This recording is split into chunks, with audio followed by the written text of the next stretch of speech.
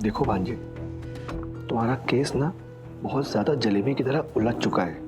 और वैसे भी आजकल डोमेस्टिक वायलेंस का जो मामला है इस देश में बहुत ज्यादा गरमाया हुआ है। और ऊपर से तुम्हारे खानदान का कोई ट्रैक रिकॉर्ड कोई बहुत ज्यादा साफ सुथरा नहीं है। और तुम्हारी बहन कीर्ति के कारनामे और साजिशों की बातें ये पूरा शहर कर रहा है। तो तुम्हारा केस लड़ना इतना आसान नहीं है आज की डेट में। मुझे आपसे कह नहीं रहा है मामा जी कि आप मुझे यहाँ से रिहा करवाइए। क्या? हाँ, क्या है कि मुझे ना आपके हुनर पर बिल्कुल भी भरोसा नहीं है और मुझे तो शक है कि आप असली वकील हो भी या नहीं। विक्रांत, तुम्हारी हिम्मत कैसे हुई मेरे बारे में ऐसा बोलने के लिए? मैं आज इकलौता इंसान हूं जो तुमसे आके जेल में मिल सकता हूं। तुम्हारी बहन कीर्ति मेंटल असाइलम में पड़ी हुई है और तुम्हारी माँ गांव में बैठ के आंसुएं बहा रही है। सिर्फ मुझे इजाजत है कि तुमसे आकर मिल के बात कर सकूं और तुम मेरे पर चिल्ला रहे हो। देखिए, आप ना वो काम कीजिए जो आपसे हो सकता है। मतलब कि ये कि मुश्किल काम आप करो ही मत, जैसे कि इस केस को जीतने का। अगर आपको करना ही है तो एक आसान काम करिए। क्या? उन्नति को मार डाला।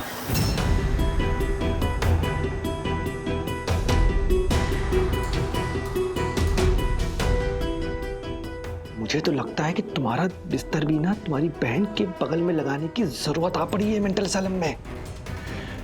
बहन भाई को मारने की बात करती है और भाई बहन को मारने की बात करता है। सच में तुम दोनों का ना दिमाग कुछ ज्यादा ही खराब हो चुका है। तुम्हारा इसी मारामारी के चक्कर में आज तुम यहाँ खड़े हो। किसने कहा था कि अपनी बीवी के ऊपर इतने अत्याचार करो, उसको इतना टॉर्चर करो कि वो बगावत पर उतर जाए? तुम 10वीं सदी के कोई महाराजा नहीं हो। ये 2026 है और आज के जमाने में ना किसी भी औरत को आप बंद करके इतना टॉर्चर नहीं कर सकते हो। दिमाग खराब हो चुका है तुम्हारा। मुझे तुम्हारे लेक्चर की कोई जरूरत नहीं है। मुझे बस इतना बताओ कि आप उन्नति को मारोगे या नहीं। हाँ या ना? ठीक है, अगर मैंने उसको मार भी दिया ना, उससे क्या होगा? हम दोनों जाके गांव में खेती करेंगे क्या?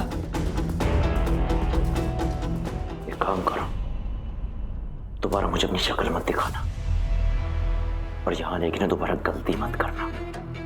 सुना? निकलो यहां से।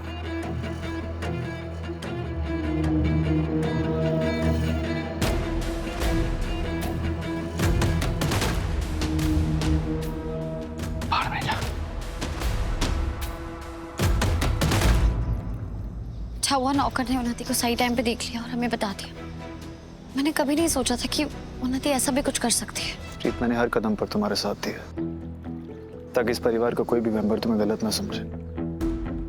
इस वक्त उन्नी की हालत देख के हर कोई टूटा हुआ है, हर कोई नाजुक कंडीशन में है और मौका ढूंढ रहा है कि उसकी कंडीशन के लिए किसी को जिम्मेदार ठहरा सके। और मैं नहीं चाहता तुम्हें कोई सॉफ्ट टारगेट समझे।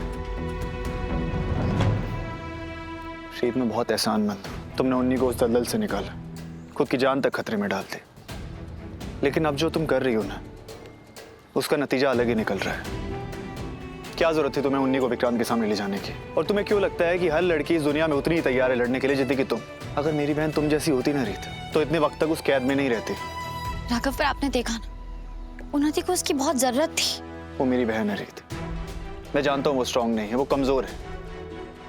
उसके मन में खुद को लेके बहुत शक है, बहुत सवाल है। ये क्या बोल रहे हैं आप राघव? मैंने जो कुछ भी किया इसलिए किया ताकि उन्नति का मन हल्का हो सके और वो अपनी जिंदगी में आगे बढ़ सके। और इसका क्या नतीजा निकला? उन्नी पहले चुप थी, परेशान थी, लेकिन अपनी जान लेने के बारे में नहीं सोच रही थी। तुमने अब उसे इस मोड़ पर लाकर खड़ा कर दिया कि उसने अपनी जान लेने की कोशिश की।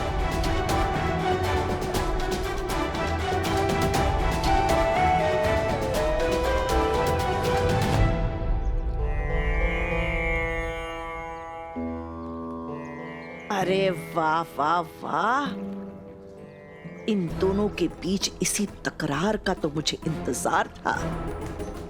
अब खेल दिलचस्प होगा, अब मजा आएगा। शारदा सूर्यवंशी, खूब मजा आएगा।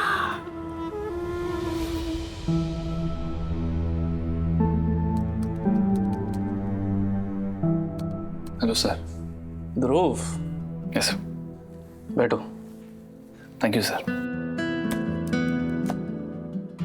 सर, मुझे जिंदगी में आखिरी बार जब खुशी या कामयाबी महसूस हुई थी वो तब था जब आपने मेरी मदद की थी अनुज किचन खोलने में। सर, मैं जानता हूँ कि हमारे बीच में चीजें सही नहीं रही हैं, लेकिन मैं फिर से आया हूँ आपके पास एक बार आपका भरोसा जीतने।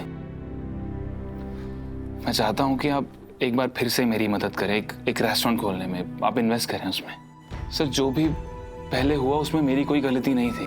किसी ने प्लानिंग की थी, साजिश थी मेरे खिलाफ और मैं बस उसमें फंस गया। उस पर भरोसा करिए सर, मेरी कोई गलती नहीं थी। आप एक बार मेरा प्लान देख लीजिए, आपको पसंद आएगा सर, प्लीज।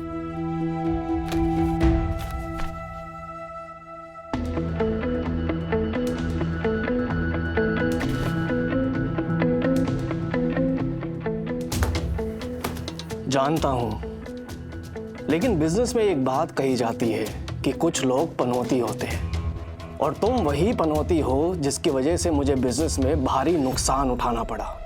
बिल्कुल, मुझे तुम्हारे नियत या तुम्हारे टैलेंट पर कभी भी कोई डाउट नहीं रहा, लेकिन मैं अपना एक नया पैसा तुम्हारे इस प्रोजेक्ट में इन्वेस्ट नहीं करूंगा, क्योंकि मैं लंगड़े घोड़े के ऊपर दाव नहीं लगाता। I am sorry, you may leave. Sir एक बार please. Better luck next time, please leave. Thank you sir.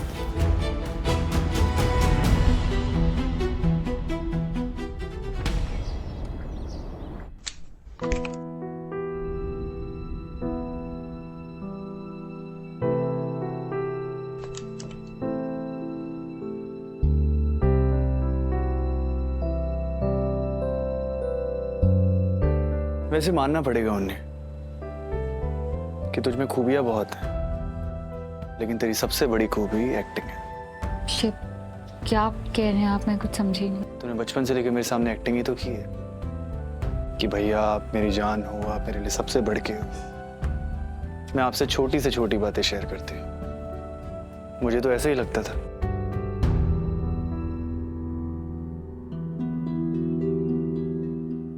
लेकिन तूने क्या किया? तूने मुझे इस लायक भी नहीं समझा कि मुझसे इतनी बड़ी तकलीफ शेयर कर सके, मुझे एक हिंट तक दे सके।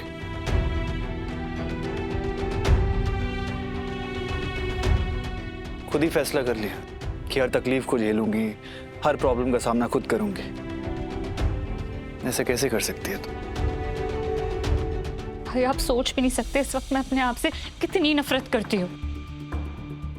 और क्यों आप ही को हमेशा मेरी ढाल बनना है? आप ही को मेरी सारी प्रॉब्लम सॉल्व करनी है। जब से मम्मी पापा छोड़ के गए हैं, आप मेरा बोझ ही तो उठा रहे हो। और आप तो हमेशा से 3 लोगों के रिश्ते निभा रहे, एक माँ का, पापा का और एक बड़े भाई का। ठीक, ये सब कुछ बहुत ज्यादा है भैया, आपके लिए कितना अनफेयर है। और वक्त के साथ तो मुझे बदल जाना चाहिए था ना, समझदार हो जाना चाहिए था, मैच्योर हो जाना चाहिए था, लेकिन नहीं, मैंने सिर्फ और सिर्फ अपनी जिद पूरी की। आपने, शीत भाभी ने, सबने मुझे वार्न किया, आप सब लोग इस रिश्ते के खिलाफ थे, लेकिन मैंने क्या की? मैंने सिर्फ अपनी मनमानी की। और देखो किस तरीके से जिंदगी ने मुझे थप्पड़ मारा। पता है क्यों भैया? मैं हूँ इसी लायक।